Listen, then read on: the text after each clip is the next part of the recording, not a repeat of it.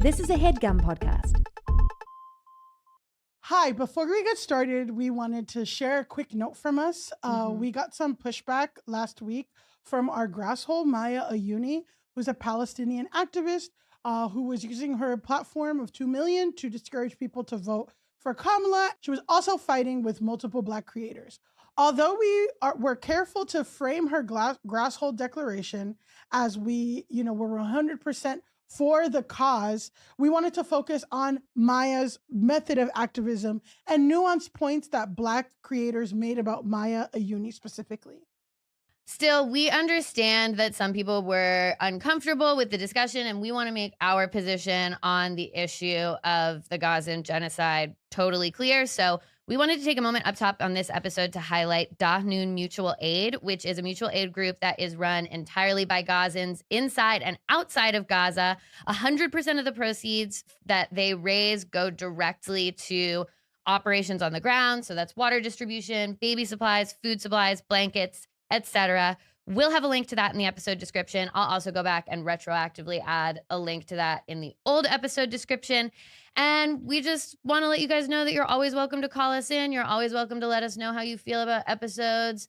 We love you. We can take it. And we're listening.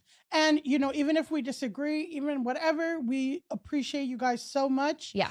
And we appreciate the time you took to reach out to us. So with that, let's enjoy our episode for today. Hi, I'm Millie Tamarez. And I'm Alise Morales. And this is Go Touch Grass, the podcast where we log in so you can log off. Alise and I are two chronically online comedians, and on this pod, we break down the week in internet discourse, viral memes, TikTok trends, and niche influencer drama so that you can literally do anything else with your time. Anything else. And if you like what you hear today and you want to hear more, we have a Go Touch Grass Patreon up and running with tons more content weekly, access to our Discord community, and our spin-off series, Search History, where we go back and break down a viral discourse from the past. This week's Patreon, I'm already laughing thinking about it, is about the TikTok trend that gingers are Black, which I'll let Millie speak on. Yes, people determine if gingers are Black, and it was a very heartwarming, wholesome thing. And our Patreon next week is going to be on the search for Dolly on TikTok, which is, again, we said this week's Patreon for me was very from the desk of Millie Tamarez, and the search from Dolly, because I didn't know what the fuck that was. Search for Dolly is straight from the desk of Alise Morales. Yes. So you don't want to miss that. You don't want to miss it. And you don't want to forget to leave us a 5-star rating and review. We love your reviews. We need more of them. But really, the best review you can do is to tell your friends, tag us in a little story. We'll repost it. We're online. That's the premise of the show. And speaking of us being online, we're on YouTube. Guys, every Saturday we release full video episodes on YouTube. Audio is always out on Wednesday, but the video has more. You can see the clips for yourself. You can hear the stuff that we took out for time. You can see Millie's little additions that are fun and cute. So go to YouTube, comment on the YouTube, thumbs up the YouTube, do all the nice YouTube stuff for us, please. Speaking of nice YouTube stuff, our next guest is a writer, digital producer, and unfortunately a comedian. He is currently a senior social media editor at New York Magazine, and maybe you've seen him waiting patiently outside of one of New York's hottest restaurants. Let's give a huge Grass Nation welcome to Zach Schiffman. Yay. Hello. Wow. Welcome, Zach. Second Zach in 2 weeks. I know. Second Zach in 2 weeks. Yeah. You should do like Zach Brawl. Zach, we're going to ask you questions about you and your work, and then we'll get into the internet. So first, I did want to ask, you host a podcast that we were talking about right before you got on here. It is called Out of Breath, where you are on a run and your guest is not on a run. Why are you doing that? And what made you want to do it? And how do you do it? It started because I do that, and I do that in my real life. Like I would FaceTime people, talk on the phone, but FaceTime when it's rude. Like people when I go for runs, because I don't run fast. I run slow. And it's like it's not slow. Like there's no point running fast. That's like exhausting. It's like not worth anyone's energy.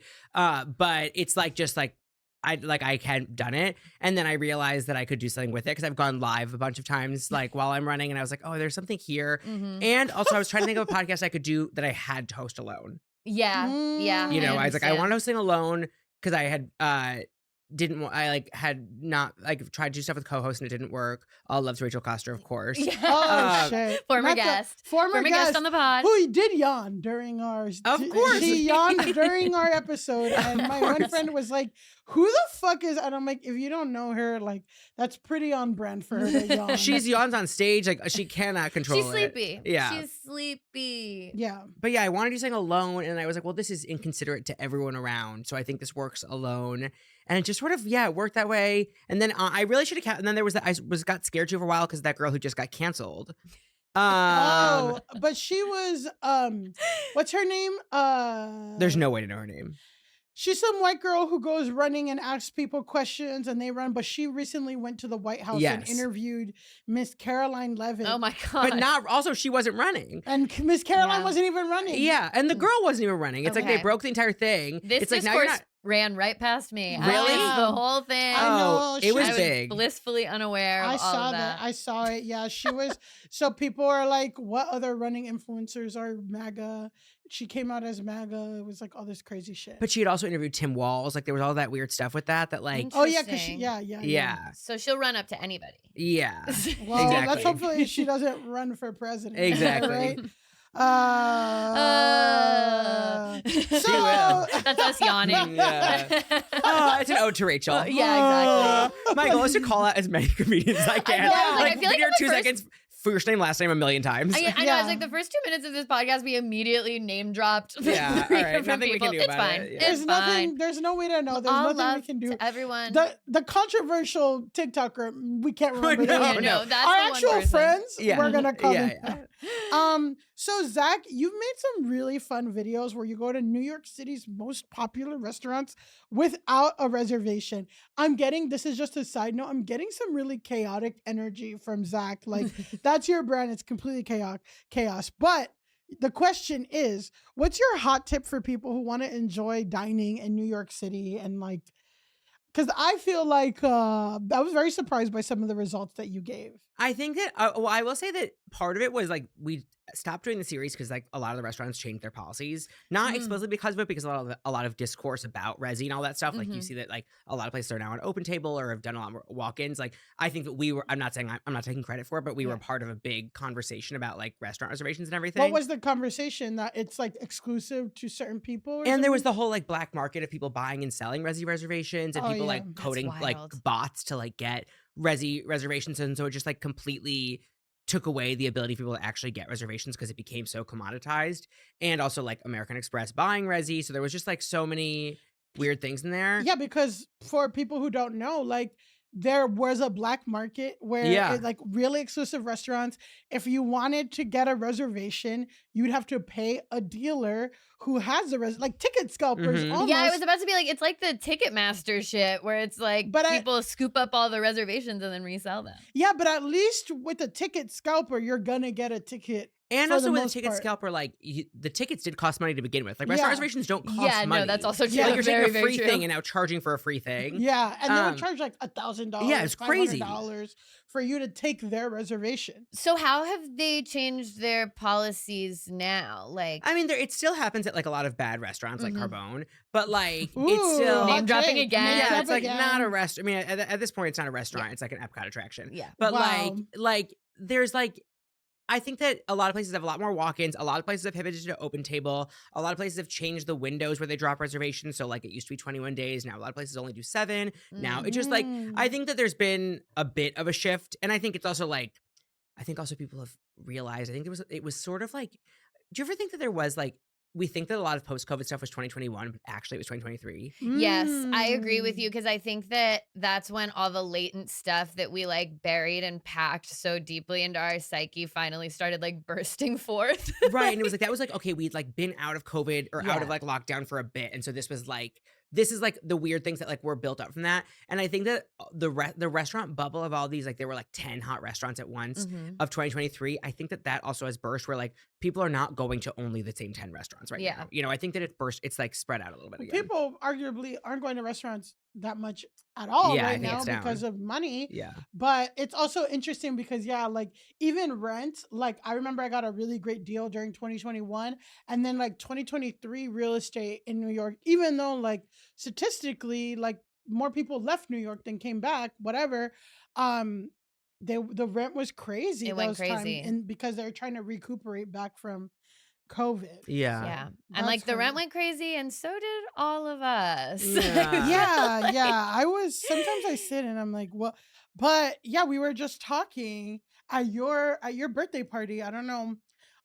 So we at least had reserved like 3 or 4 tables at this bar. And the manager comes up to us and he's like, hey, yeah, so you guys sit at this table, and when you're ready to order, you walk up to the bar and you get the drink and you pay for it and you sit back down.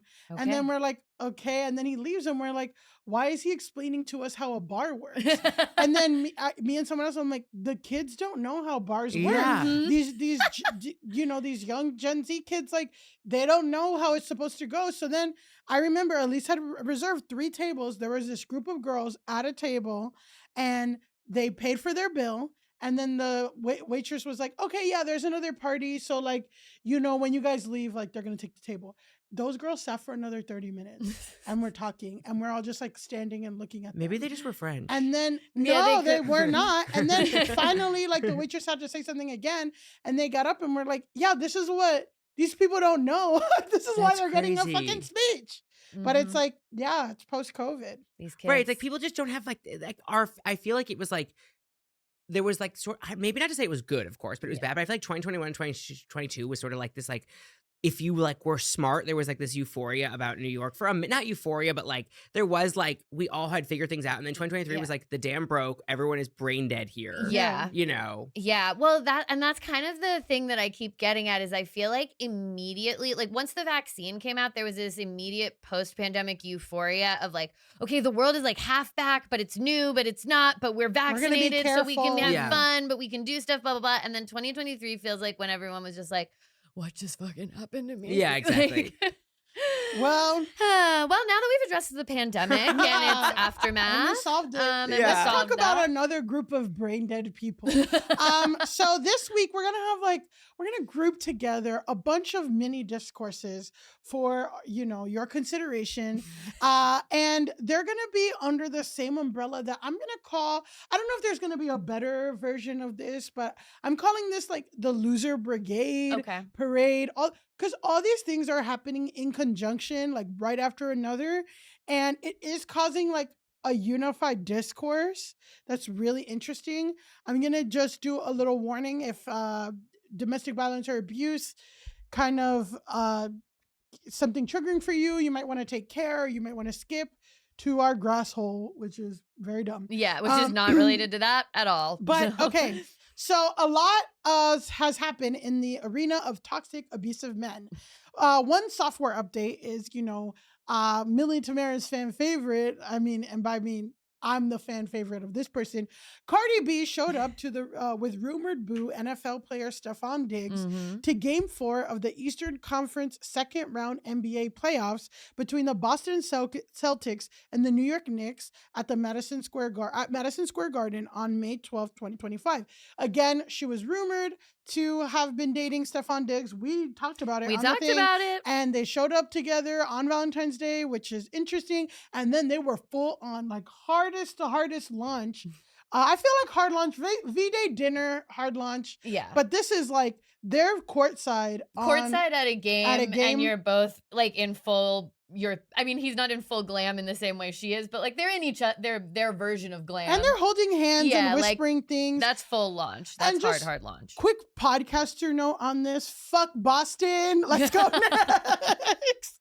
Fuck Boston. I don't know anything about it. But anything about Boston?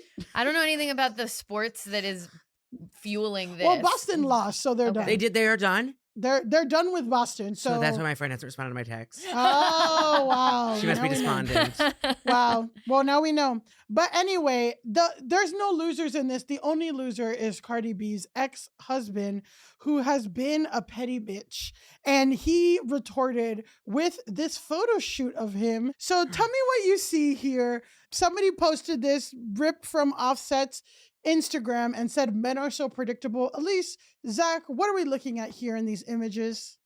So two girls blurred out, him sort of lounging on them, they're not really that dressed. Yeah, they're very scantily clad. Scantily clad. And it looks like the other picture, they might be naked or something. They look there are two pictures. In one, he's laying in the lap of a girl who's wearing like a very almost like Ariel-esque like bra that where like a bralette, something. There's no back on it. Yeah, there's no back on it, so it's like a sticky tape situation. Yeah, their faces are all blurred out, which actually gives this a very porny and scary energy. Yeah, and then in the second picture, it does look like they're naked, but it's also hard to say.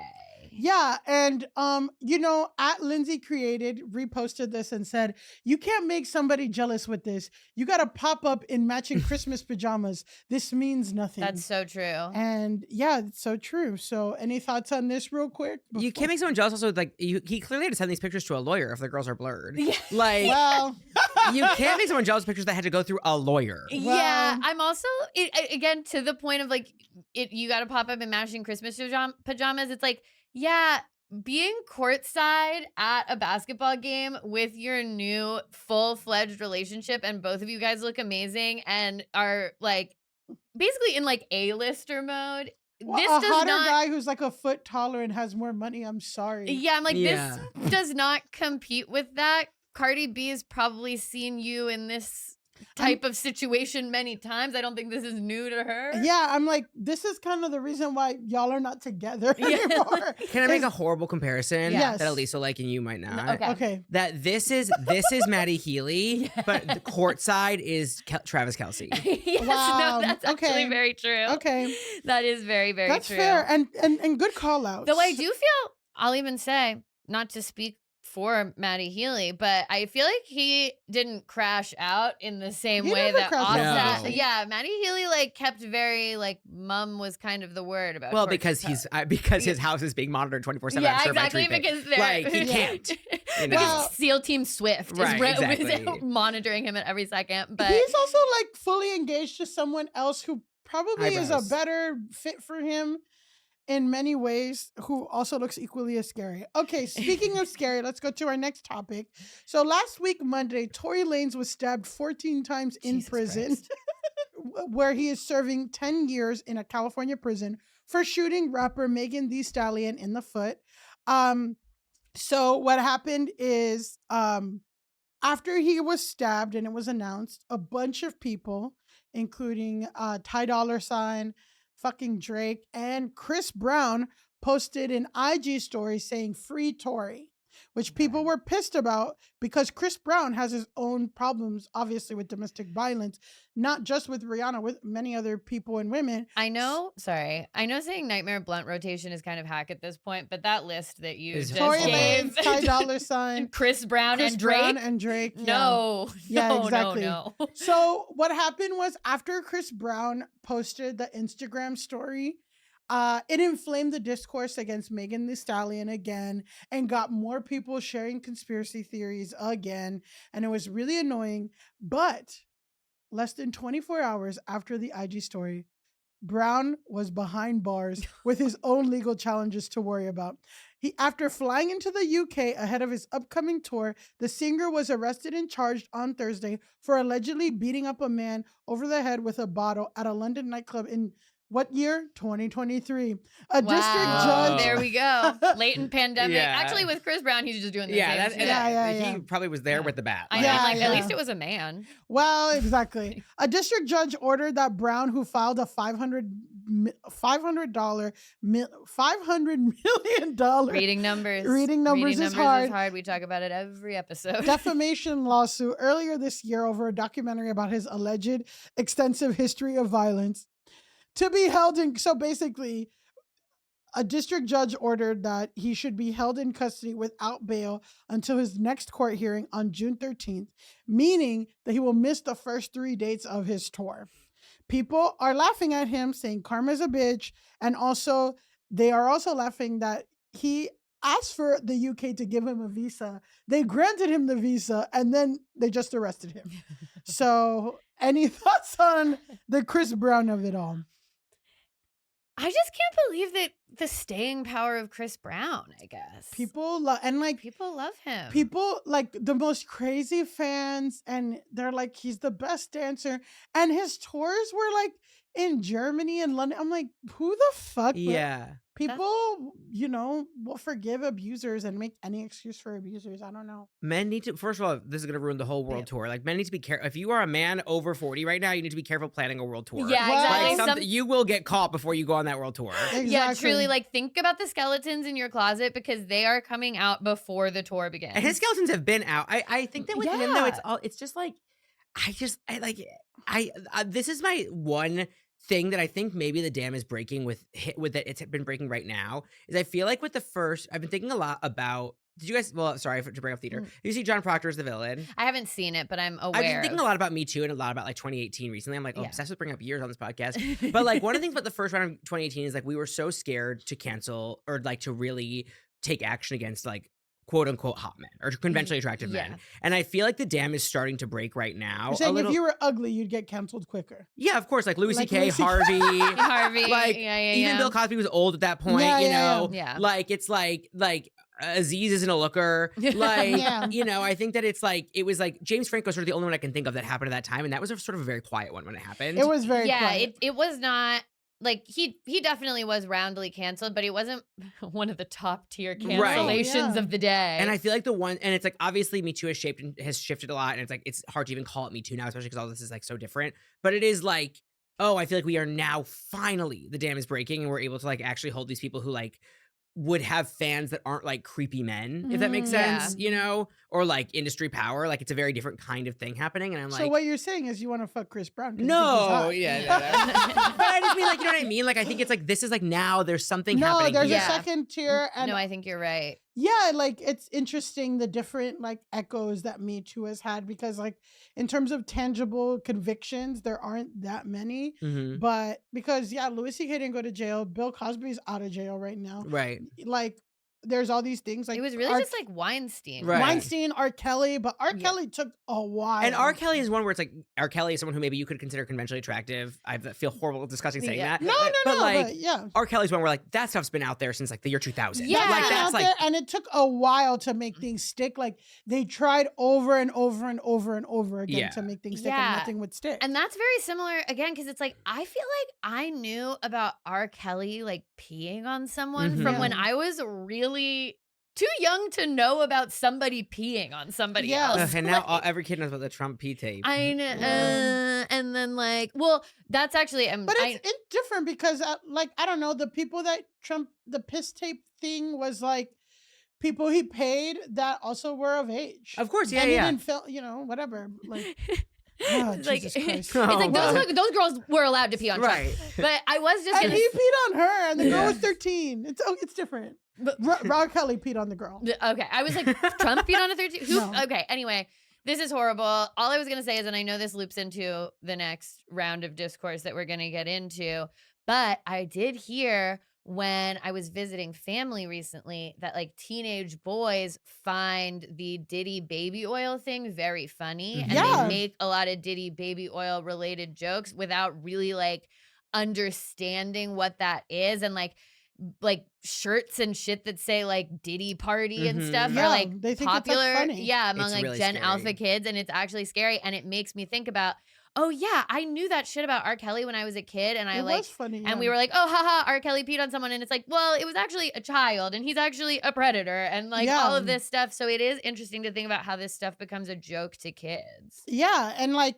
but it's just like the lack of world experience. Yeah. That like shapes their thing into thinking that this is like a funny joke. So let's move on to the Diddy court case, which is currently happening.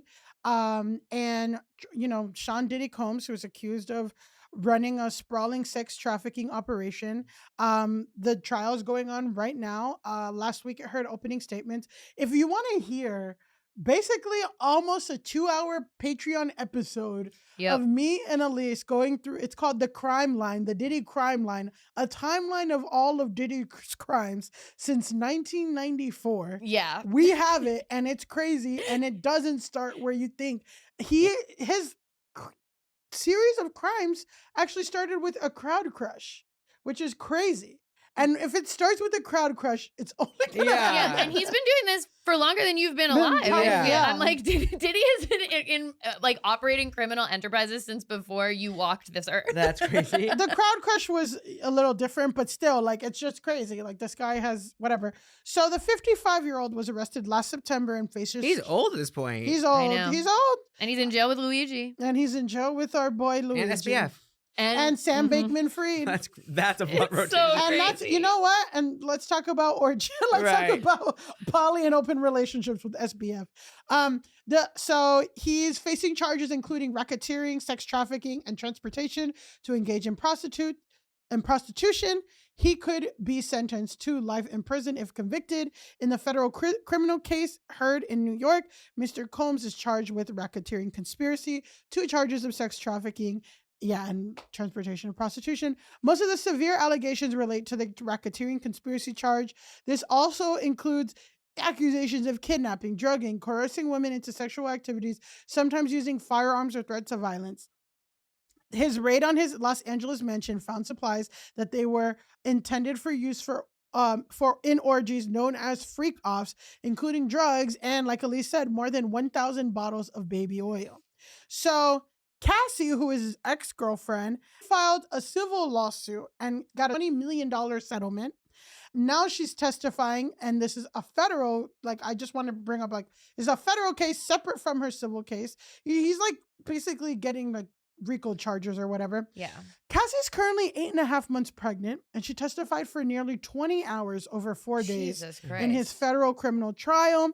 She described the physical abuse she said she endured during their relationship and detailed how Combs orchestrated drug-fueled sex performances he called freak-offs. She became emotional as she said she would give back her entire $20 million civil settlement to have never endured a freak-off.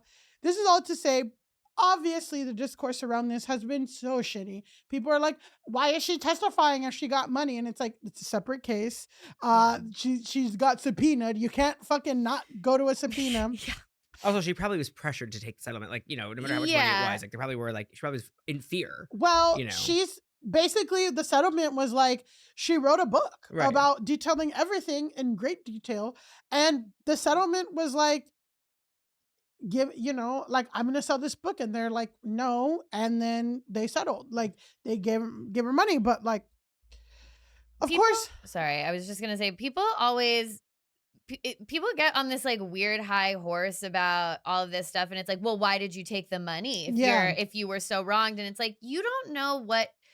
You have no idea what it is like to be and I don't have any idea what it's like to be in litigation against someone so powerful, so wealthy, has all of these resources. Like, until you've been in that situation, you don't fucking know if you would take the money or what. And sometimes when you're behind closed doors, your lawyer says to you, they're gonna win. Because if they'll find something on you, right? Exactly. Yeah. You have fucking kids, like, you're pregnant with your 3rd child, you have a life, like, you just want to move on. And also, this was a point that people were saying online, which I really agree with. It's like, you can't even ask your boss for a raise. Like, me personally, I did a show a few weeks ago for this influencer.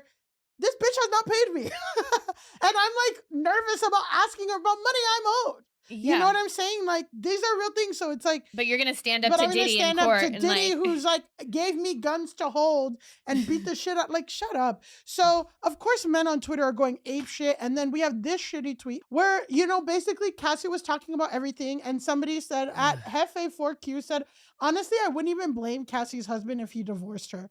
Basically saying like for everything, because basically during the court testimony, she's like, he made me sleep with all these guys and all this stuff. And of course, the conversation went to, instead of Diddy's whatever, the conversation was like body count. And like, can you really take a woman seriously if she's fucked this many guys and blah, blah, blah?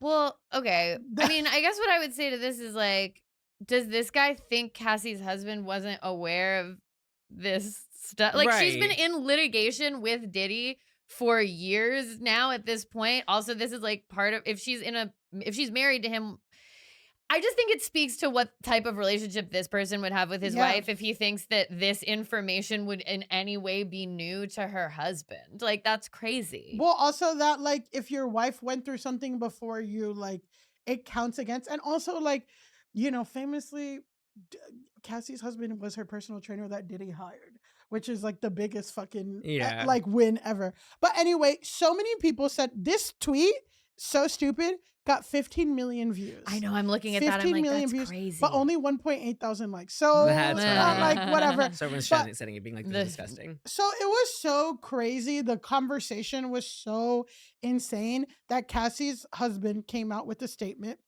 He says, over the past 5 days, the world has gotten to witness the strength and bravery of my wife, freeing herself from her past. There's been speculation online surrounding how it must feel for me to sit there and listen to my wife's testimony. I have felt so many things sitting there. I felt tremendous pride and overwhelming love for Cass. I felt profound anger that she has been subjected to sitting in front of a person who tried to break her. So to him and all those who helped him along the way, please know this. You did not. You did not break her spirit, nor her smile that lights up every room.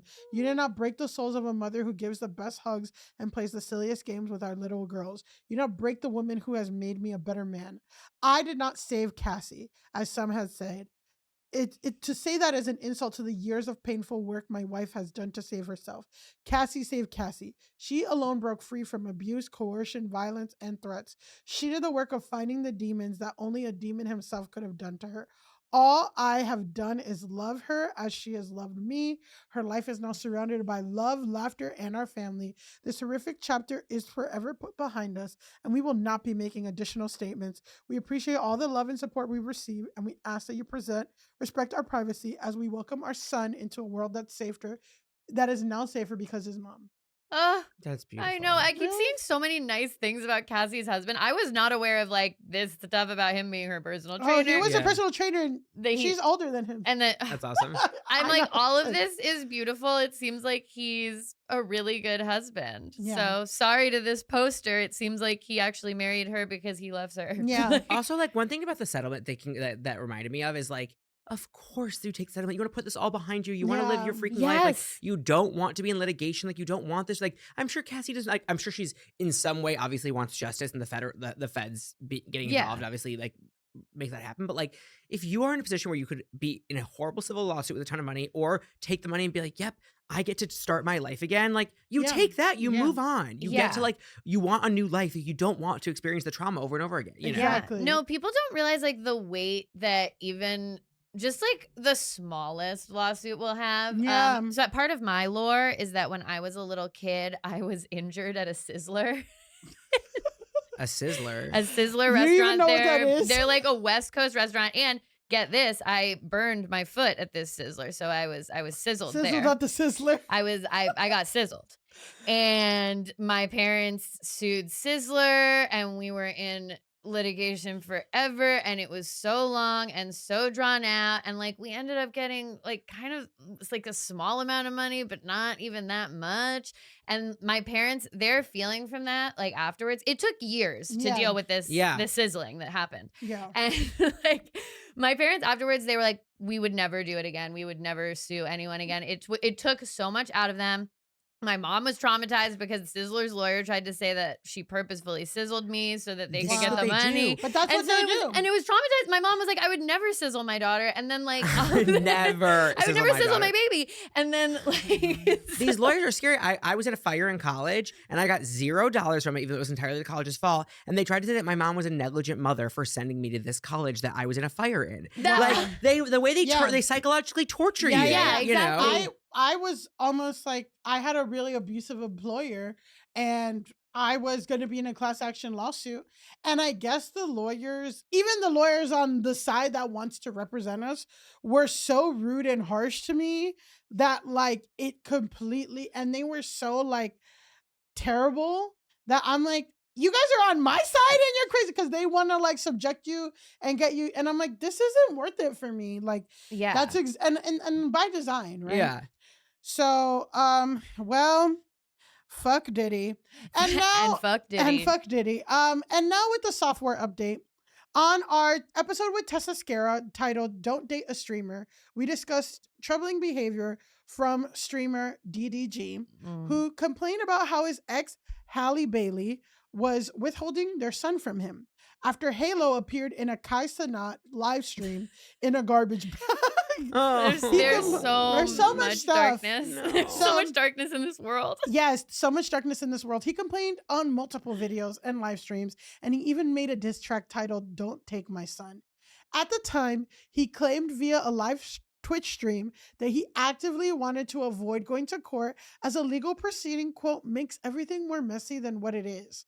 Halle kept silent, only addressing the garbage bag scenario, was sustaining harassment from his fans. His fans harassed her so much, she's had to deactivate and reactivate her profiles a few times. Every time he says something, she has to deactivate, right? So on May 16th, Halle Bailey was awarded temporary sole physical and legal custody of her son amid the ongoing abuse allegations against her ex-boyfriend. I will say, when we talked about it at the time, all we talked about was really his behavior online. We didn't know obviously he didn't share it and she was silent. So no one knew anything about the abuse. It was just we were like, this guy's a fucking weirdo for how much he's posting about his wife or his ex. And finally we find out that he was, he's been abusing her. So she claimed that DDG came over to work out a visitation schedule for their 16-month-old, and that's when allegedly things got heated. Per TMZ, Bailey claims she was putting Halo into his car seat when DDG allegedly became agitated and told her to get out of his car. According to the outlet, the two began wrestling, and that's when DDG reportedly started pulling her hair, slamming her face into a steering wheel, and he chipped her tooth, and you can see TMZ has all the pictures. TMZ notes that the restraining order that was requested contains photos of her injuries, including the chipped tooth and bruises on her arm. In the document, she also alleges that DDG showed up at her home in March, allegedly when she wasn't there, allegedly entered without permission, went to her bedroom, and texted a photo of her empty bag along with the message, "Now I know what you've been on, LOL," implying that oh, you're fucking other guys. Look at your bed. Now I know what kind of He just texted a picture of her empty bed, though?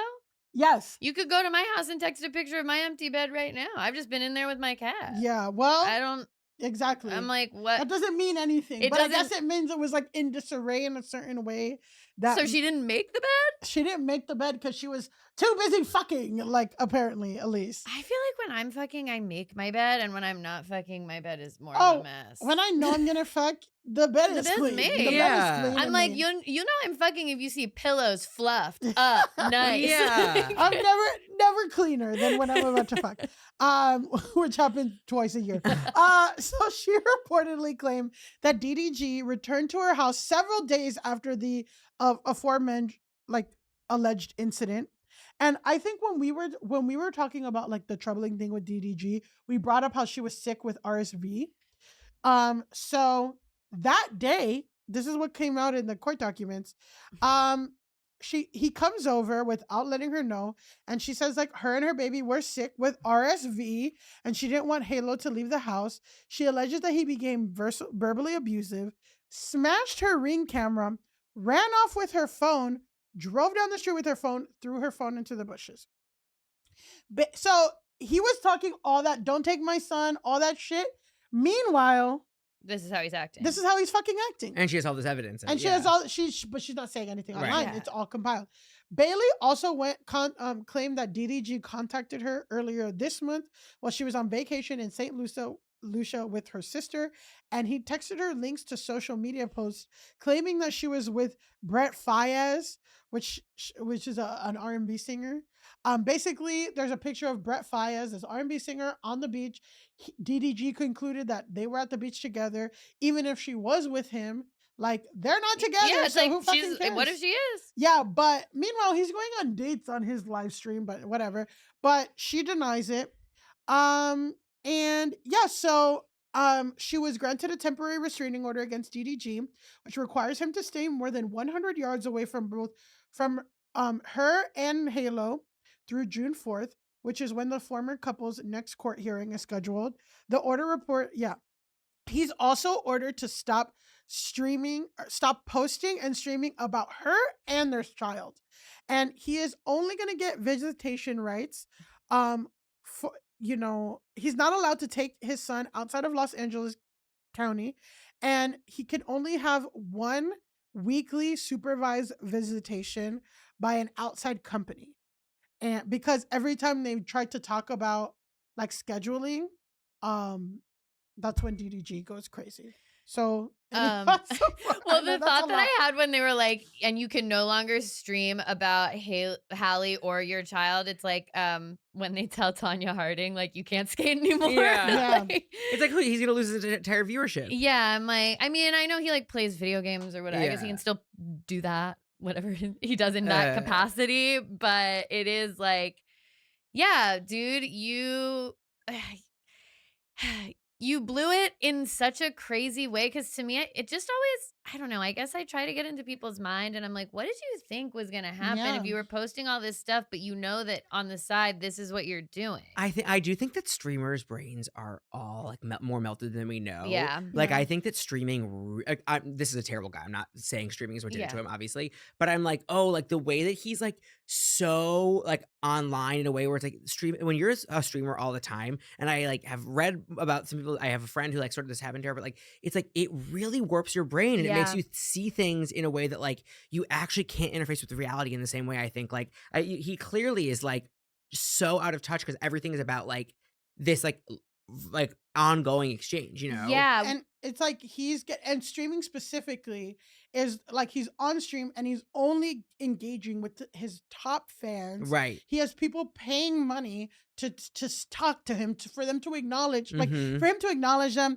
He's only getting like positive feedback. Anyone that he doesn't like, they don't care. They don't care about evidence. Yeah. They will immediately like fucking harass Hallie without knowing any facts. Like, like that has to fuck up your brain. Yeah. Yeah. And I feel like, to your point, to be in this constant dialogue, like that's your thing. Because these streamers, they're on for like what? Like fucking 5-7 hours. It's not the same as YouTube or any other kind of thing. It's like streaming. It's like your brain is like, you are completely detached from reality. If you're like a serious streamer. You're like the Kai Cenat stuff, it's like he is like so like all, I mean, his shit is like stupid, but like he's detached from reality. Some of the stuff that he does, Yeah, because it's like, this is not how a normal human processes information, engages with people, thinking that there's no consequences. Like, and that everything, I feel like it probably makes you feel like everything is kind of fake and all, like everything is fake and real in a weird way, and like that everything can be a stunt, and like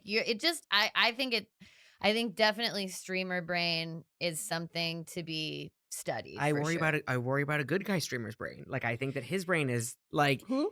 Like, obviously he just went through something, Hassan. Like, I think that like, like, I think that like, I worry, I know. I really Hopefully he can use the power of streamer brain for good. Yeah. It's tough. You have to put yourself, it's like any of these social media things that we talk about, like friends of ours who are like super big on TikTok, friends of ours who are super big on whatever different platform. It's like, there is a trade-off that you have to work with within yourself, like to have to feed the TikTok beast all the time. Like, I have friends who it's like every single second they're like trying to turn things into a video. Well, taking the picture of the bed, it's like that to me is the streamer brain. It's like, this guy would have been a bad guy in any context. If he worked at State Farm, he'd probably be an asshole. Yeah. But he's elevated and has all this power. I will say, in defense of Hassan, which is something that we talk about a lot, is that Hassan's content is majority politics. So he reads an article that comes out, he talks about it. DDG is just like about his life, about his thing. Like, when you make your life the center of it, it's gonna be crazy. And one of the crazy things, like, we're not gonna show this video, but like, he was on Aiden Ross's live stream when he got the notification supposedly about him getting this restraining order, and he was like, whoa, like caught off guard and was processing it. And Aiden Ross had to be like, my friend's a good guy. Like, I can't believe this. It's just crazy. So anyway. Imagine not having a single private moment in your life. Like, you get a notification like that, but you're already on a live stream. Yeah. And so it's like, again, that's how your brain gets warped, when it's like, you don't have a single moment to be like, oh my God, I lost custody of my son and my wife is suing me for abuse. And like, my ex is suing me for abuse. You don't even have a second to like process that. The stream world is so scary. I think it's like the general media and like general sentiment now understands YouTube and the manosphere. Obviously, it took way too long for all of that. Yeah. But like took 10 years. But like the general public has not even like scratched the surface of how scary the streaming world is. Like it is so much it's 10 times scarier. No. Well, speaking of scary, what's happening, right, is that because DDG can't post about this, and this is why we're bringing this up, and like this is an interesting point of conversation, is that because DDG can't post, what's happening is his employees, his fans are posting on his behalf, and they're saying all kinds of crazy shit, calling her a liar, calling her this, calling her that. So we're gonna watch 2 videos back to back, and I will say that the second video references Jay-Z and Beyonce, and there is because Halle and Chloe are Beyonce's prodigies, there's a conspiracy theory saying that like Jay-Z and Beyonce are like pulling Illuminati things to get anyone who crosses them canceled, even though Halle's equally as abusive as DDG. So let's watch these 2 videos back to back. So this is from DDG's employee. Now, basically,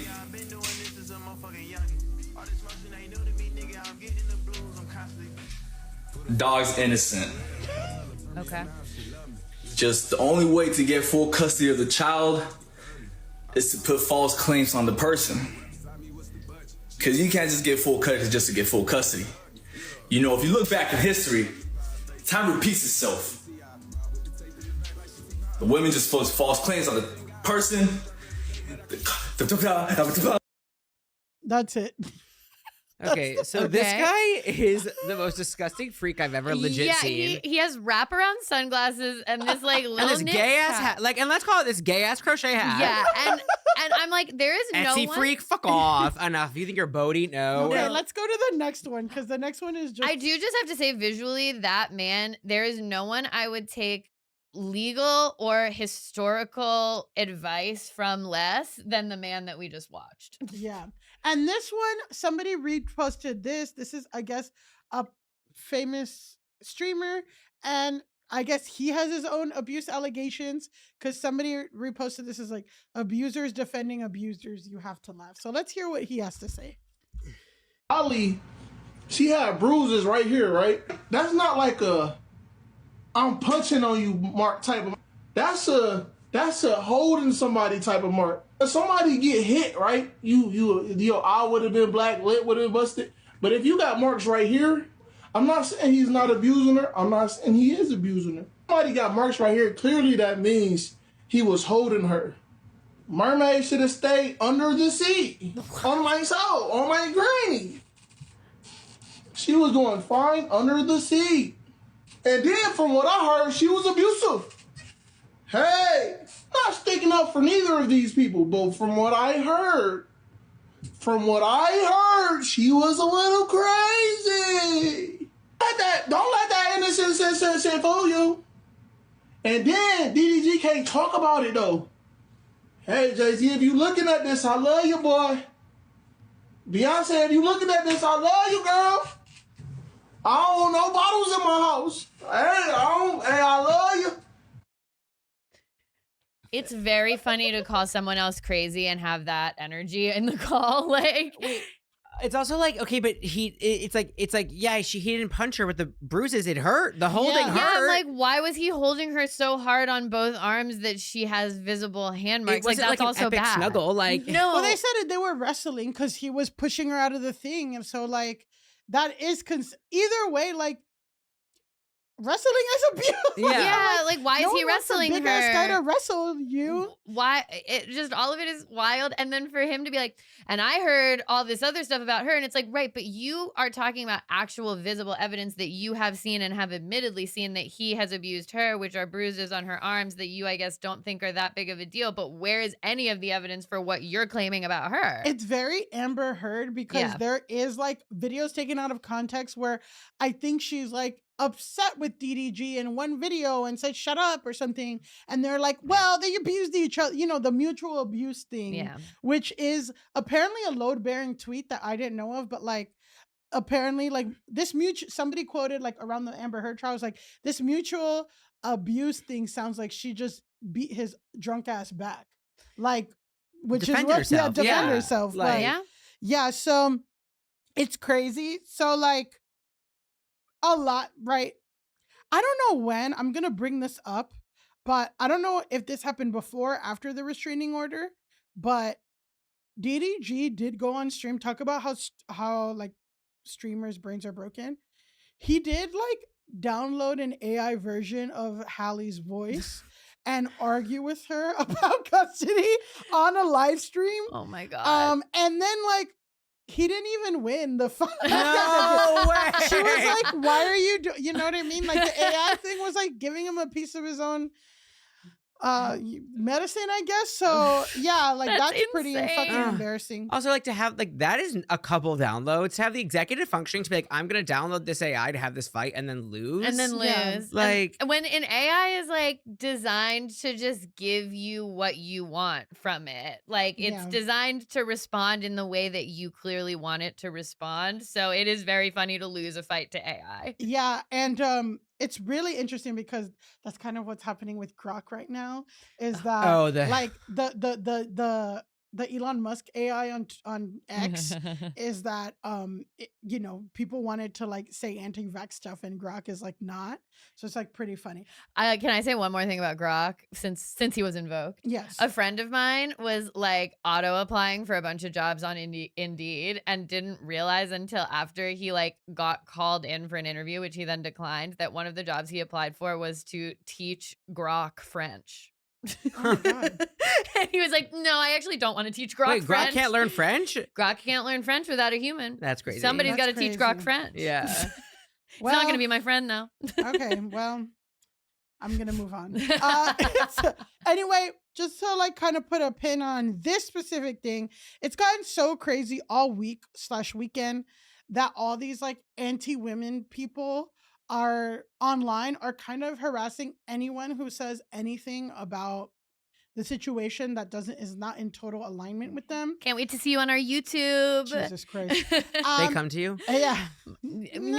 Nah, they'll come on. There's some on our YouTube shorts. Yeah, we usually just get bots that are like, "Wow, awesome episode. I have a Bitcoin wallet." And I'm like, okay. Well, I was a victim of, not a victim, of course. That's not the word I'll use. But I got like all the meme of like, nice try, Diddy. Like I got like a video that I did for work got like a bunch of views and I got like thousands of comments that were like, nice try, Twink Diddy. Nice try, like. nice Twink try, Twink Diddy. Diddy. All the comments were like, nice try, gay Diddy. Nice try, Twink Diddy. Nice try, Jew Diddy. And I'm like, What? what? So if you're gay, Jude, Twink, Diddy, then what is Diddy about? you? Exactly. There's Yeah. nothing- But this is whatever that meme is. They Yeah. come, you know. Well, okay. So at Neighborhood Alki Pops made a TikTok video. This was a guy who made a TikTok video about how he's so confused why so many men are defending abusers and DDG, and also that DDG's a loser, his raps suck, like he's whack. And he got so many comments saying that he was pandering to women. And people are like, hope she sees this, bro. You fucking suck. So he made this really funny video that we'll watch 2 minutes of. Oh no. Hey, I don't know who raised y'all little niggas, but y'all little black boys make black men look so fucking bad on this goddamn app. You think I'm on this app to bag some women? You think I really care about bagging women on this app? I'm in Chocolate City with some of the most beautiful black women in the country. When I'm outside every weekend, go touch grass. You're in here watching an 8-hour stream, sending $30, $40 to a streamer just so he can hear your comment. You a loser. And then you're gonna go on this app as soon as they come out with some news that he an abuser. You come on this app and the first thing you do is defend this man. Y'all is champ. Y'all some losers. You really think I gotta come on this app to find some women? When I'm in Chocolate City outside and you don't touch grass? You 16 years old in my comment section trying to get some likes from other little boys. Y'all is champ. If you don't see how y'all losers, I don't see. You're out here trying to impress the little boys instead of stepping up and be a man. My father told me I was a man when I was 14 years old. Y'all don't got that type of treatment. That's the fucking problem with y'all little niggas, man. Y'all little niggas is, I can't even say the words I want to say on this app. But y'all ain't made right. Y'all ain't built right, and I'm here to straighten your ass up. You can call it pandering all you want. And I'm on this app for jokes and laughs, and I hate to be the serious person on this app, but y'all like to key y'all way into a bunch of weak-ass young men. Y'all like to key until it ain't funny no more. Y'all grow up and y'all weak. Meanwhile, all of the abusers in this goddamn country is biological fathers. They got a map, they got statistics of most of the abusers to women and children in this country is biological fathers. Y'all are having children, abusing the children, abusing your nieces, abusing your nephews. And then you got these weak ass men, you gotta see the signs when it's early. And I'm gonna start beating you little niggas up. That's what I think we need to do. We need to start beating these little niggas up. Because they showing signs that they're gonna grow up to be abusers right now. Okay. We can say. I just thought, I was like, we gotta hear a man's perspective. That went so many directions. I know. Chocolate City's DC, apparently. Yeah, I was gonna ask what Chocolate City is. Washington, D.C.? It used to be really well known as Chocolate City because there has a lot of black people. Yeah. But then apparently to call that now is crazy. Yeah, I know, but where he's at, there's still pockets of Chocolate City. There's still pockets of Chocolate City. I mean, Howard's there. And all that stuff, so. I mean, I do think it is funny, like, for the immediate thing that I thought when you said that people were telling him, like, oh, you're pandering to women. It's like, these are people who are obsessed with, like, women only like alphas and, like, women want this. And it's like, women like someone who is gonna pander to them a little bit, who cares what they think, who cares that they're safe. And also, it is what he's saying. He's like, I meet women outside in the real world. I had to put this clip because he says our show name twice. He said, we had to. Grass, but this is a perfect example of, just like you're saying, these streamers' brains are fucked up, and then their fans' brains are fucked up. Like, they think you can just lie to the courts. Like, that is a huge crime. They think a court is going to believe a black woman that lies to them. Like, what are you talking about? Yeah, that's not how that works. So to round out the loser brigade, okay, we're gonna go to this. We're gonna make a quick right. We have not the most offensive loser on this list, but definitely the most funny. And it's this guy, Hayden, who I guess Tinder is showing, like, statistics, like the way that Spotify Wrapped does. Okay. Tinder has.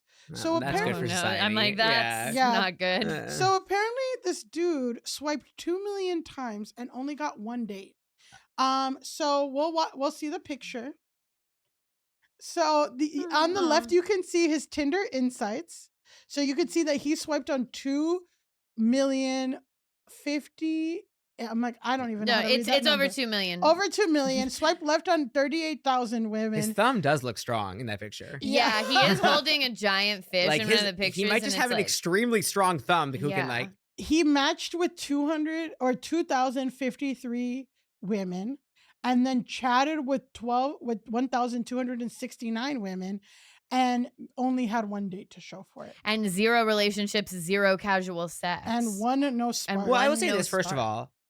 It's been a few years since I've been on a dating app, but I will say, like, who is the freak who logs every date? You know, normally if it goes well, you don't click the I went on the date button. Yeah, you're like, I don't want you guys to fucking know my business. Like, it's like I'm not filing my tax return to the dating app. You don't need to prove this. It's very listing yourself as it's complicated on Facebook back in the day. It's like, this is actually too much information. Like, the first part of this map, it's like, okay, that's stuff that Tinder would know, I guess. Over 5 years, I will say. And 5 years and 93 days he's been on. Yes. And 2 million people. So, so this was posted on an account called Signal. And this that's different than Signal, where you can buy weed and where you do can war plans. Do war, and do, like, wars and stuff. Bomb Yemen. So this guy, he's like framing it as like a kind of tragic story. He's like, he's not just some unlucky guy. He's the norm. Like, imagine the money he spent over 5 years, probably a small fortune.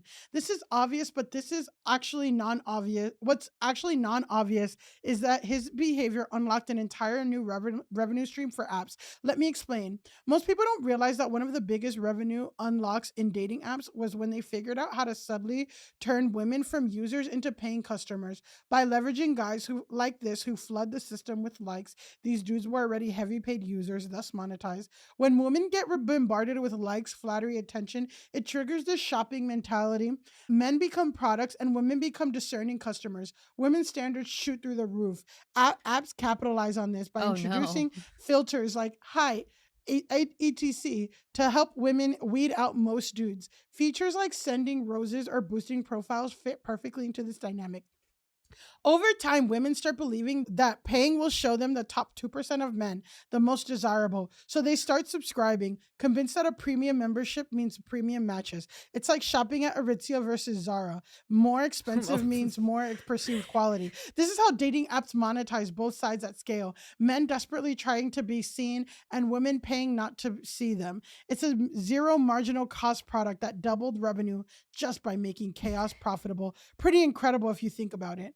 Zara comparison is kind of funny because it's like, yeah, you pay a little more and you get like kind of a better product a little bit. Like I'm like Aritzia and Zara aren't, yeah, they're not They're that the different. same. Like I'm like, yeah, I'm just like maybe Aritzia is a little nicer. I don't know. So it's interesting because these are the things that he posted from this guy. He's not even Hayden 26, but people of course dug. People were like, first of all, this is not true. Like if he's getting to a lot of people are like, if he's chatting 1,268 people and only going on one date, that is not the app's problem. No. That also just means that he is pressed the button. I went on a date once. That's it. Like it's also like it's a button you press in the app. Like they don't know if it led to, Well, maybe this guy's saying that he has only gone on one date. Yeah. So let's look at more pictures of the profile that got resurfaced.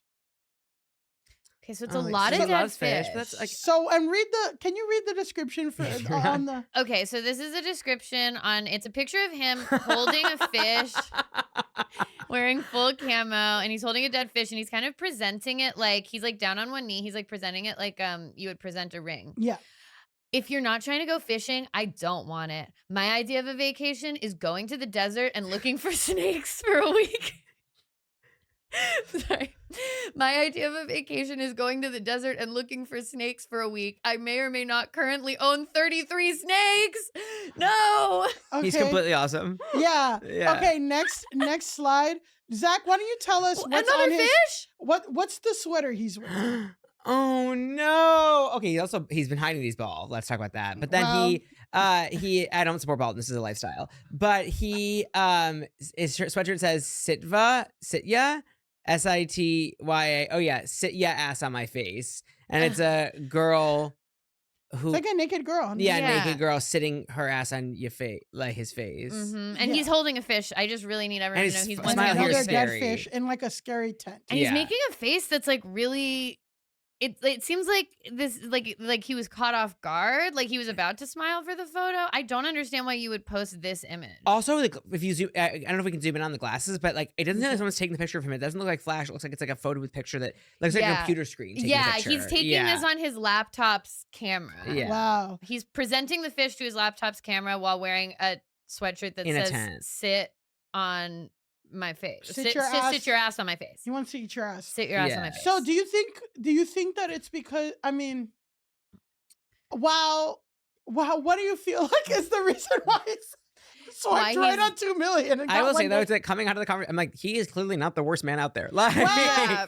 I mean, here's what I will say is like that woman that he went on the one date with, like, is his wife. I know. I'm like that. He really should pursue that person who went on the one date with him, because if she saw these pictures and she saw someone say, "I have 33 snakes. My ideal date is to go to the desert and get snakes," it's like, don't let her get away. Yeah. Why isn't he pursuing her with vigor? And listen, this is a huge discourse topic on top of everything that's going on with DDG. People are arguing about like, is it this guy's skill issue? What's going on?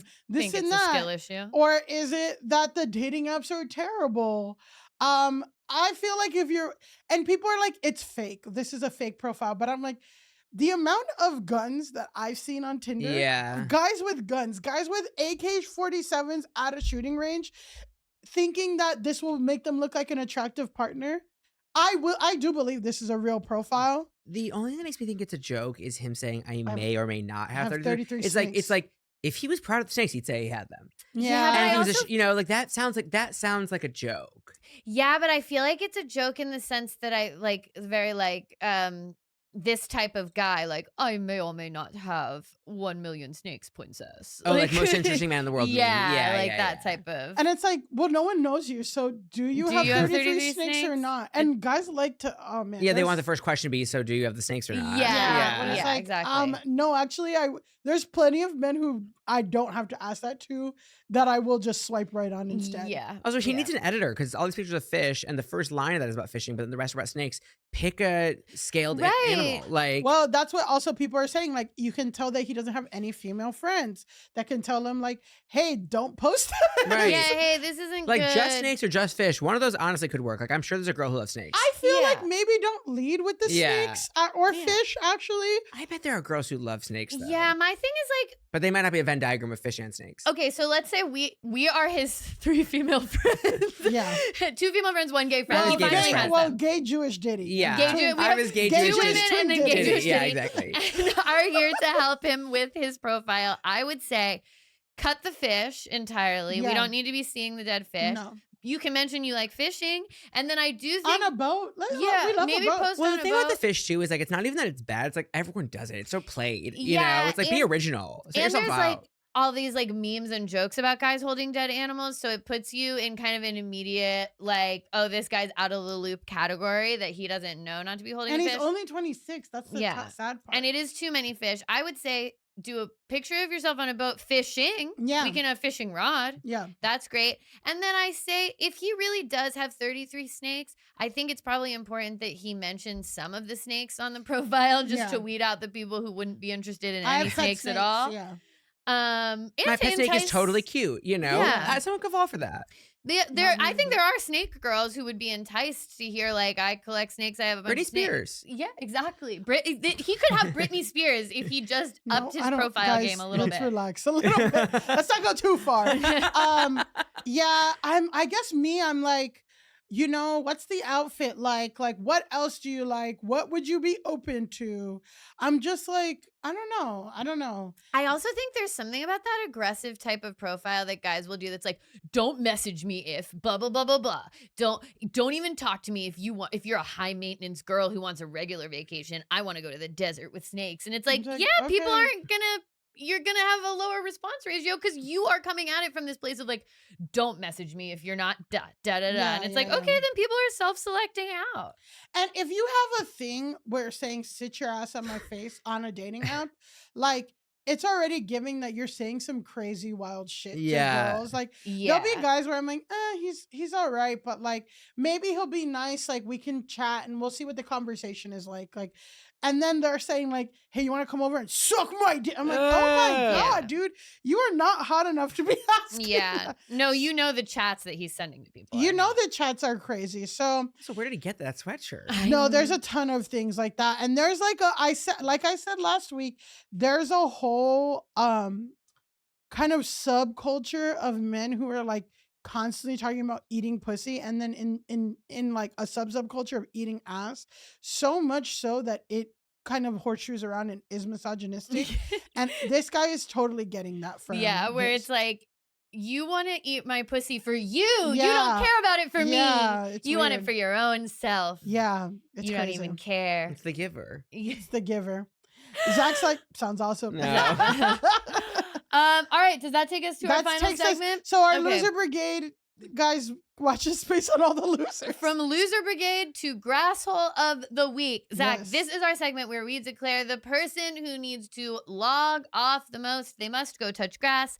This week's grasshole is TikToker at Succulent Addict 8, who every article I read about this just called a woman named Monica from Texas. So I don't know if we have her full name, but her name is Monica and she is from Texas. And she has been going bad viral this week for posting this now deleted video to her personal page. We will watch it now. This might be a hot take, but if you're 200 pounds, you shouldn't be in a Pilates class. There's no reason why they should allow 200-pound people in a level 2 class.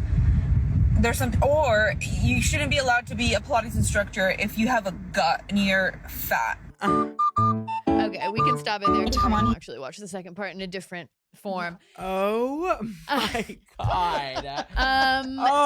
So can you guys guess why she's going bad viral?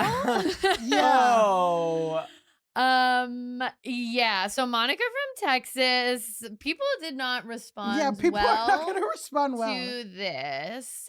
Okay, so like immediately it starts going viral. It like starts a bunch of different discourses. Number one, it's like, okay, so you hate fat people. Do you want, and you don't think they should be fat, but they're also not allowed to go to Pilates and be Also, thin? I want to say this. I think the bar 200 pounds is like, that's like limiting a lot of, like, Yeah, 200 that's pounds really scary. Yeah, Like, yeah. That's a lot of people. Yeah, Yeah. that's really We're scary. in America, Right, babe. that's a We have really the scary Doritos number. Locos Yeah. taco available. Like, you're cutting out 200 pounds. Like, that's half a fucking. Yeah, I that's know. crazy. 200 pounds is also is number one, not crazy, which was one of the discourses that came up was like, yeah, Just a lot setting of the bar people, there is crazy. yeah, like a lot of people are 200 pounds or more, and it's really not that crazy.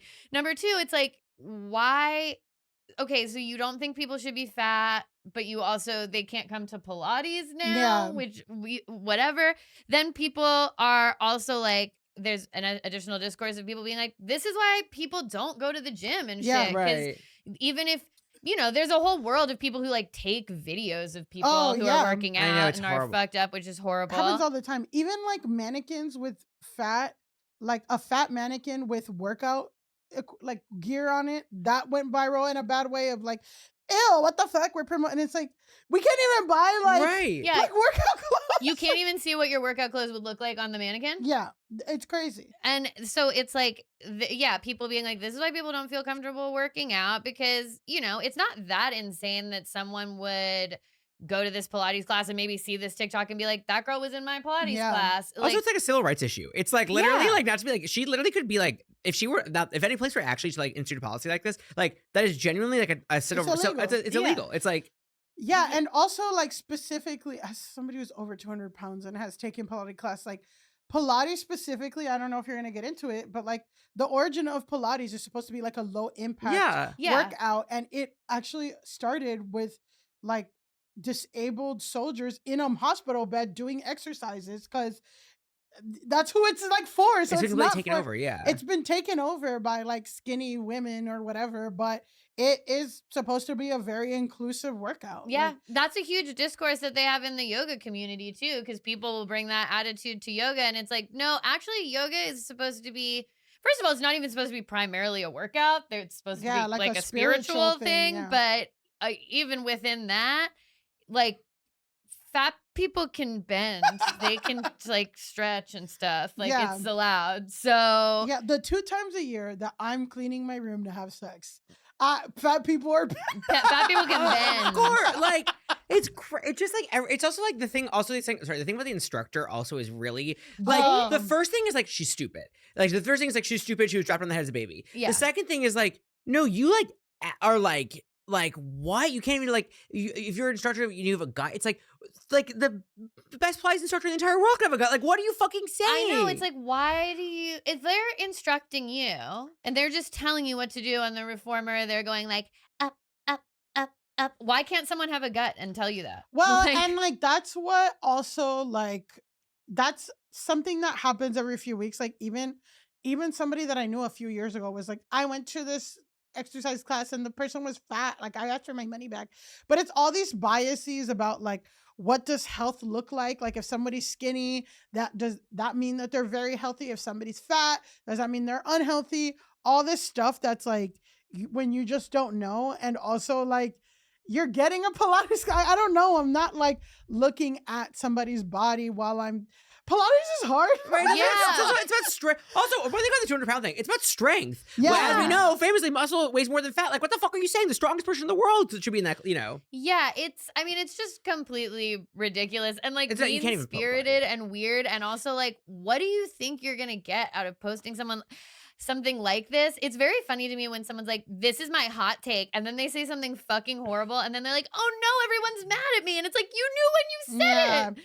But I feel like because we have this like quote unquote fake body positivity era in the high time of Lizzo and all this stuff and like all this, and then now because of like Ozempic and and then like skinny talk and like eating disorder, like subreddits are like popular, and it's getting, so people are like, oh, thin is back again. So I feel like people feel like, oh, the tide's turning, it's cool to be mean to fat people. And it's like, to a certain really sad extent, like just like there's always going to be misogynistic people, there's always going to be racist people on the internet, there's always going to be people who are fat phobic online. But I think maybe she thought like everyone was gonna be like, hell yeah, like she really thought she ate with that. Like she's like, hell yeah, girl, you're so LOL, this is so funny. But it's like, it's not funny. You really believe that, and it's wrong. And like, people can say you're wrong. The thing, sorry, no, you go. The thing that I've been thinking about too, with like Thinspo and all this stuff coming back, and also obviously it comes back with like Bad Men and stuff too, is like, I've been thinking a lot about how like canceling people is like riding a bike. Like it might be like the discourse might be really bad right now, and like a lot of really bad like all these like bad men that we're talking about in the comments, and also like all these like bad women. Like right now the culture is like very, very bad, but it's like it's gonna swing back, and it's not like we all forgot how to fucking sink our teeth into these people and rip them open. Like I mean, obviously it's happening right now for this girl, but like these people need to be scared again, but they're not right now. Like 5 years ago, maybe someone like this would be more scared, but it's like, canceling didn't go away. It's like just not the dominant discourse right now. And I'm saying it's gonna come back as the way it did in like the 2010s. I feel like it's gonna come. They're priming it.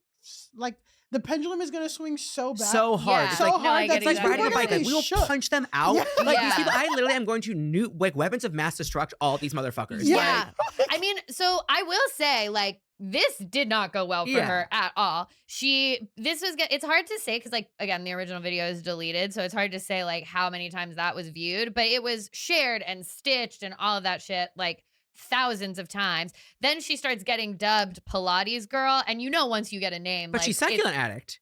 She's Succulent Addict 8, but she's not online. Online, she's Pilates girl, and it's like, you know, when you get a name, you're fucking cooked. Yeah. Like now you're in real trouble. Now you're getting like a wiki. Like things are going bad for you. So she then basically like, so she posts this. Discourse starts going crazy. Then she posts a second video that I could only find stitches of, and people only stitch it after the first like 1 second. So there was no point in putting it here, but it's a video of her. She's still in like the very expensive workout gear look that she's in the first video. It's like an all cream ensemble. Yeah. Okay, it's helpful to know that style of sunglasses is now out. Yeah. The rapper, what kind? She had like the little cute ones that I've been thinking are cute. Yeah, now I know they're out. So good to know. She has the little ones. I could never do those. They just don't look right on my face. But anyway, everyone just stitches it after you hear her say, I think fat people should not be in Pilates classes. And then that's all I could see of it. And it's like, so she doubled down. She tried to make a second video where she explained why this is.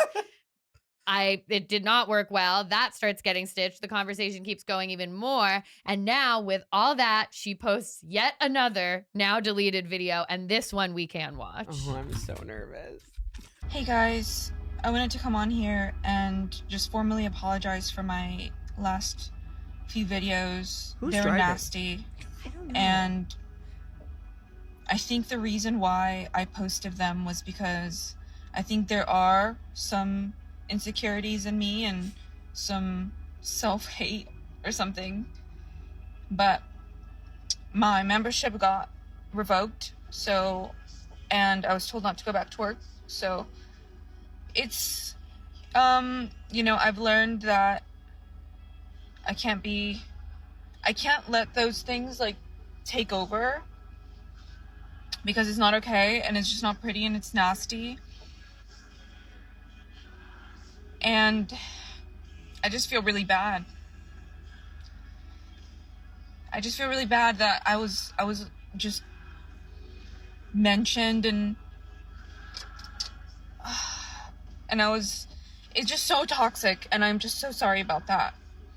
That is, as you can see, that's not my content. That wasn't my content back then. And I don't know, I just feel really bad. And I'm sorry if I hurt your feelings. I'm just, I think I just need to go to therapy. And I need to go to church. And I just need, I just need some, like, self-reflection, honestly. Because, that was just so nasty. But, anyway, I just wanted to formally apologize and say I'm so sorry if I hurt your feelings. I just need to work on myself, and I can't let that self-hatred just like be reflected. Okay, we can cut it there. It's just her saying the same thing for a little while longer. So, thoughts on the apology? Who's driving, first of all? Yeah, I think she's just sitting in the car. Yeah, I felt like it sounded like the car was moving. Is she passenger Maybe princess? the car's on. Maybe. Yeah. Well, what I heard is that she was found out to have an affair, and the affair was with her boss, and then she got let go. Oh, okay. So she's saying she got let because of this, but she got let because of the affair? I don't know, but I did not see that. All I saw was that, as she said in this, that her Pilates studio did kick her That's out. awesome. To me, that's awesome. You have to kick somebody out. Yeah, because now it's like... Now everyone's uncomfortable. Well, also, it's like, this bitch is messing with your business. She's trying to say that people over 200 pounds shouldn't come to your studio. And, like, she's... That's most of them. I know. It's like, they're like, In no, Texas? Yeah, of course. Like, the studio is like, no, we want people to come to the Pilates studio. Anyone can come, please. Please come to the Pilates studio. And so there's that, and then it's also like once she's known for this, people aren't gonna feel comfortable working out around her because it's like, well, is she gonna make a video about me? So that happened, and then yes, she was fired from her job at Stone Ridge Dental in San Antonio. I didn't hear anything about an affair or anything like that, but I guess it's funny because all the articles were just calling her a woman named Megan from Texas, but I'm like, I mean, she was found. Yeah. They fired her. Like, this got back to her Pilates studio and her job, which when I first heard about this, I thought maybe she worked in the Pilates industry in some way. Nope, just works at a dental office. Also, sorry, self-hatred. No, it's not. No, it's not. You hate other people. Yeah, do not call it self-hatred, girl. It is you hate other people. Well, I think sometimes when people say stuff like that, it's like the people who are most critical of fat people used to be fat, or they struggle with their own things. So it's like them seeing somebody who's fat, like fatter than them, they like feel empowered to be like, well, at least I'm not like this person, whatever. But yeah, like, you know, using that as a way to like do your fake crying, like. Yeah, because I feel like I definitely do think that when someone's fat phobic, there is an element of self-hatred that's like rooted in there. But clearly what she's trying to do here is make you feel bad, make you think, oh, she's insecure, like I feel bad for her. I do like that she was like, I need to go to church. I'm like, I don't know if you're gonna find that in church and therapy. Well, church and therapy together, maybe. But honestly, that might be good for her. So she did mention, she was like, this isn't what my content used to be.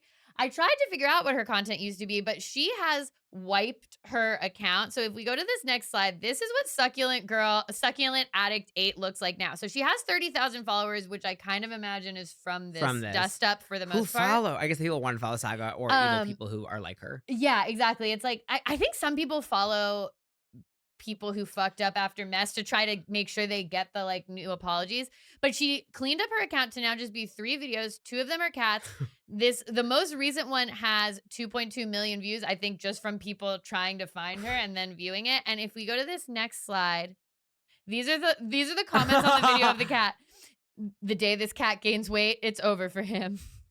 Deleting the apology is worse than never posting one. She cleared her whole TikTok and everyone still found her. I'm crying. Okay, this was also something that I found but apparently before she cleared it, she deleted all of her apology, whatever videos, but she still left her partnerships email on, and everyone started like, of course, emailing the partnership. And then this one creator was like, no one's gonna ask you for a partnership. Yeah. What Pilates related group would want to partner with you when you literally Regina George? Hi. Like, I mean, just truly, any brand right now, like any brand, but also again, she's trying to say that a really large group of people shouldn't use their product. That is not, no business wants that. The business wants people to buy the water bottle and the 2-piece set and the whatever. So. But to your point about people finding her in like other places. So if you noticed, now her TikTok does not have a partnership thing, but it does still have a link to her YouTube. So I was like, okay, well, I gotta go to Succulent Girl 8's YouTube. Go to the YouTube. These are the comments on her most recent YouTube. Succulent Girl 8 has 15.1 thousand subscribers. Wow. Again, I don't know how that shook out with before and after this. But yeah. The Succulent Girl 8, the YouTube, is actually all about succulents.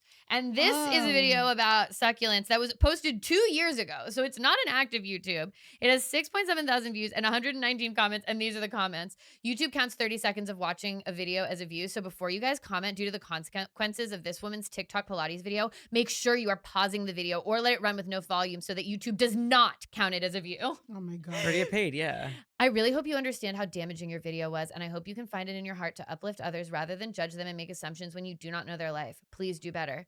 Went private everywhere else? What happened to Sweaty? I thought you were doubling down. Can't handle it anymore? I think you meant what happened, Sweetie. Oh, what happened, Sweaty? What happened, Sweaty? Oh, they did say what happened, Sweaty. Yeah, they misspelled. Okay.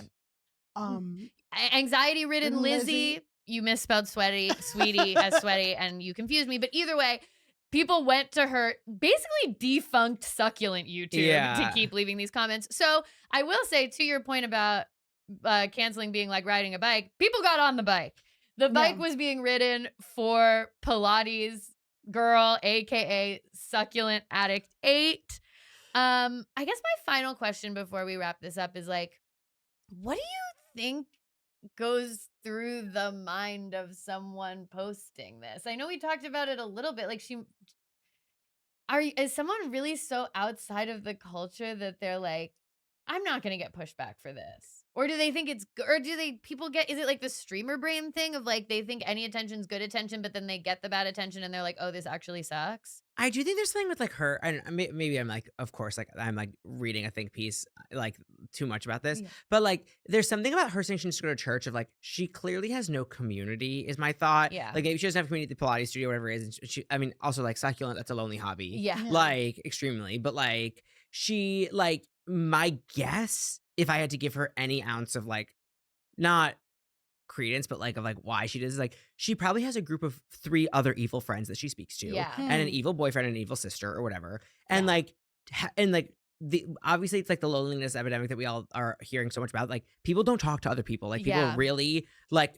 She probably speaks to 5 evil people and thought that like she could say this because she can say that to 5 evil people, you know? Yeah. I also wonder if there's an element of like, okay, because it seems like she was trying to be a Succulent influencer for some amount of time.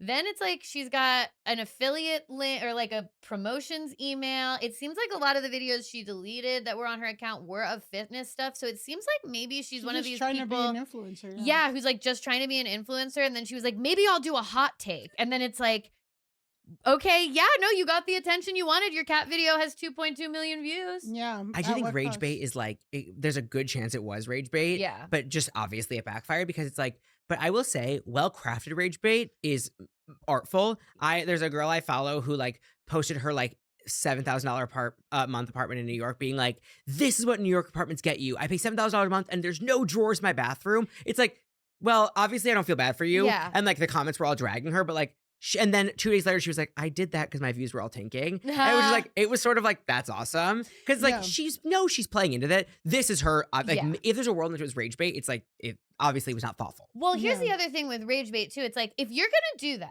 if you're gonna rage bait, like this person you're talking about, that the rage gets baited. Yeah, exactly. Like if you're gonna be a provocateur, then you can't be mad when people are provoked. You got to be like, well, yeah, no, I posted something to piss people off, and they got all pissed off. You can't immediately be like, oh, actually, I need to go to church and I need to go to therapy and I'm actually insecure and I'm actually shy. And it's like, okay, you never should have gotten into the rage bait world. The true rage baiters will say she would have this been shit on a Republican podcast immediately. Right. Yeah. Right. And Yeah. like, everyone's too fucking snowflakes, and I would have whatever. And she would have had her own shitty anti-vax gym where they don't let fat people in at all. And have like fake science where she's like, so actually, when you're over 200 pounds, you can't do Pilates. Right. Yeah. Like it would be like fake fucking weird shit. Like if she wants to do that, if you want to do that, there's a path for you, baby, and you could get partnerships with like MAGA Jewels or like, whatever. Whatever. Like, sticker Magalati mule. yeah. Magalotties. Oh my God. Magalotties. But it's just like, I mean, that's what all those Real Housewives of New York retirees are doing. Right. Ramona Singer is doing Magalotties. Yeah, and it's just like, maybe she doesn't want the community of the people that it's just, you got to stand your ground, babe.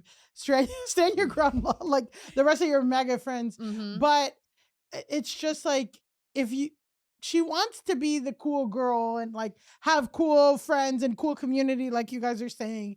And it's like, that's not conducive to like just outright hating a group of people. Yeah. And again, like I say, if you are in Texas and you're saying people over 200 pounds cannot do Pilates,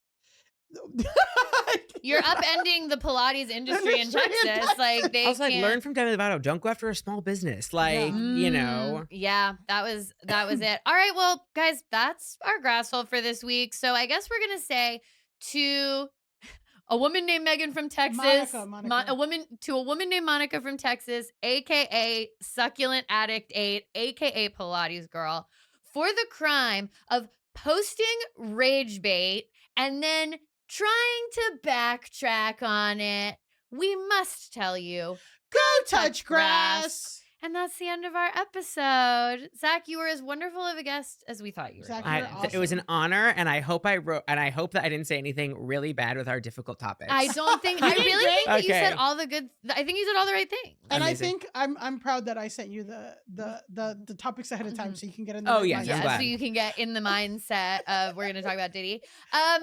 Okay. Well, you know, because you are I am Twink Gay Diddy You Jew twink- Diddy. Yeah. twink- I'll show you the comments. There's so many. So, okay, let's say our listeners, they're hearing this, they say, I gotta see this gay twink Diddy for myself. No. Where can we do they find find you? you? Now I have a name. Now I'm Pilates Girl, but mine's Gay Twink Diddy. I mean,